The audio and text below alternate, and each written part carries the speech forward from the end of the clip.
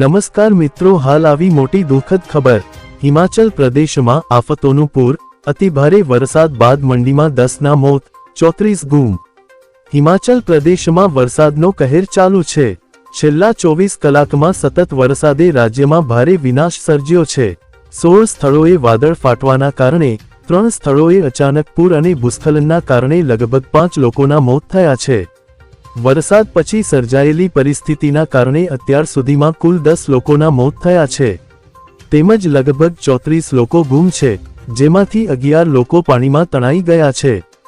ઉપરાંત છેલ્લા 11 દિવસમાં ભારે વરસાદના કારણે રાજ્યમાં કુલ 356.67 કરોડનું નુકસાન થયું છે, તેમજ વરસાદના કારણે સુબેના મંડી જિલ્લામાં ભારે તબાહી સર્જાઈ છે। મંડીમાં છેલ્લા 32 કલાકમાં રેસ્ક્યુ ઓપરેશનમાં 316 લોકોને બચાવવામાં આવ્યા છે। સત્તાવાર અહેવાલો અનુસાર મંડીમાં વાદળ ફાટવાની કુલ 10 ઘટનાઓ નોંધાઈ છે, જેના કારણે ભારે વિનાશ, જાનહાનિ અને માળખાગત સુવિધાઓને નુકસાન પહોંચ્યું છે। અસરગ્રસ્ત વિસ્તારોમાં શાળાઓ અને શૈક્ષણિક સંસ્થાઓ 2 દિવસ માટે બંધ। આ ઉપરાંત રાજ્યમાં અચાનક પૂરના કારણે અસરગ્રસ્ત વિસ્તારોમાં બધી શાળાઓ અને શૈક્ષણિક સંસ્થાઓ 2 દિવસ માટે બંધ રાખવામાં આવી છે। ઘણી જગ્યાએ ભૂસ્ખલન પણ થયું છે, આથી કટોકટી સેવાઓ દ્વારા બચાવ અને રાહત કામગીરી હાથ ધરવામાં આવી રહી છે। અત્યાર સુધીમાં 287મી વધુ લોકોને બચાવી લેવામાં આવ્યા છે, જેમાં મંડીમાં 233મી વધુ, હમીરપુરમાં 51 અને ચંબામાં 3 લોકોને બચાવી લેવામાં આવ્યા છે।